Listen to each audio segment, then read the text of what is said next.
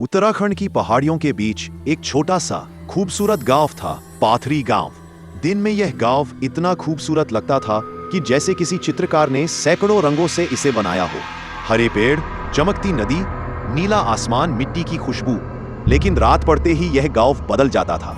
लोग दरवाजे बंद कर लेते, मिट्टी के घरों की बत्तियां बुझा दी जाती और बाहर एक ऐसा सन्नाटा फैल जाता जैसे कोई डरावना राज हवा में तैर रहा हो। इस गांव का सबसे नटखट लड़का था चिराग। मजाकिया, बहादुर, थोड़ा पागलपंथी और हमेशा मुसीबत में पड़ने वाला। उसकी छोटी बहन थी रूही, जो चिराग की जान थी। रूही बहुत समझदार, शांत स्वभाव की और गांव के सब बच्चों की पसंदीदा दीदी। गांव में एक ही पुलिस चौकी थी और चौकी का एक ही जवान, हवलदार देव। देव सबका प्यारा था, पर उतना ही डरपोक भी। चिराग उसे हमेशा चिढ़ाता, देव भैया, आपको तो कुत्ते भौंक दें तो आप भी भूत समझकर भाग जाते हो। देव मुंह बनाता, अरे चिराग, तुम नहीं जानते, इस गांव की रातें कुछ तो अजीब है। चिराग हंस देता, अजीब आपकी हिम्मत है भैया। गांव में एक 200 साल पुराना टूटा हुआ किला था, नागाराज किला। कहते थे कि यहाँ एक समय में शक्तिशाली पहाड़ी राजा रहा करता था, जिसका नाम था नागेंद्र सिंह। उसके पास एक रहस्यमय काला पत्थर था, शक्ति रत्न। कथाओं के अनुसार उस पत्थर में अजीब शक्तियां थी, जो उसे मिलता वो पहाड़ों और हवाओं को भी अपने अनुसार चला देता। कहानी ये भी कहती थी कि उस पत्थर की रक्षा एक परछाई रक्षक कर पाए, जो रात को जाग जाता है और गांव से कुछ ले जाता है। लेकिन लोगों को क्या ले जाता है, क्यों ले जाता है, किसी ने कभी नहीं बताया। जो बताते वो अगले ही दिन गायब हो जाते। इसलिए पूरे गांव में किले के पास जाने की मनाही थी। एक रात चिराग अपने दोस्तों के साथ बैठा था, गप्पे मारते हुए, जैसे रोज मरता था। उसके दोस्त मोहन, जो हर बात में तर्क खोजता था, बाबूलाल, जो हर समय खाना खोजता था, और हिम्मत, जो नाम से हिम्मतवान था पर असल में बहुत डरपोक। चिराग ने अचानक कहा, अरे चलो आज किले तक चलते हैं, देखते हैं कि कोई भूत शैतान है भी या नहीं। मोहन बोला, पागल है तू, रात में वहां? हिम्मत को तो दमा ही पड़ गया। वाह भाई, मेरी सांस फूल रही है, मैं घर जाऊं। लेकिन चिराग कौन माना, सबको खींचते हुए किले की पहाड़ी तक ले ही गया। रात काली, हवा सर्द, पेड़ों की शाखें डरावनी आवाजें निकालती हुई। किले के पास पहुंचकर चिराग ने एक बड़ा सा पत्थर उठाया और चिल्लाया, अरे ओ भूत, निकल अगर है तो। उसकी आवाज पहाड़ों में गूंज उठी। अचानक आसमान में अजीब तरह की कड़कड़ाहट हुई। काले बादल उमड़ आए और किले की दीवारों से एक रहस्यमयी नीली रोशनी निकलने लगी। चारों दोस्त दहल गए, हिम्मत तो वही बेहोश। चिराग ने फुसफुसाकर कहा, यह मजाक नहीं था, लेकिन अब बहुत देर हो चुकी थी। अगली सुबह पूरे गांव में हड़कंप मच गया। गांव की 7 लड़कियां गायब थी और उनमें एक थी चिराग की छोटी बहन रूही। चिराग की दुनिया उजड़ गई। उसकी मां फूट फूट कर रो रही थी, मेरी रूही, मेरी बच्ची। देव ने चिराग को पकड़कर कहा, ये सब तूने किया है ना? रात को किले के पास गया था ना? चिराग रोते हुए चिल्लाया, हाँ गया था, लेकिन रूही को ले जाने का इरादा नहीं था। पता नहीं ये सब क्यों हुआ। तभी गांव के बुजुर्ग बाबा तिवारी आए। उनकी आंखों में भय था। उन्होंने धीमी आवाज में कहा, यह किला रात को जागा है। नागेंद्र सिंह का परछाई रक्षक सक्रिय हो गया है और वह हर 50 साल में लड़कियों को उठा ले जाता है। चिराग चीखा, क्यों? बाबा बोले, शक्ति रत्न को पुनः जागृत करने के लिए, और जो इसे जागृत करता है उसे सैकड़ों लड़कियों की जीवन ऊर्जा चाहिए।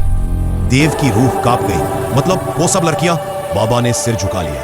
अगर सूरज ढलने से पहले उन्हें वापस नहीं लाया तो वे कभी नहीं लौटेंगी। चिराग ने मुट्ठी भींच ली। उसने कहा, मैं रूही को बचाकर ही दम लूंगा, चाहे दुनिया का अंत ही क्यों ना हो जाए। चिराग, देव और मोहन तीनों किले की तरफ दौड़े।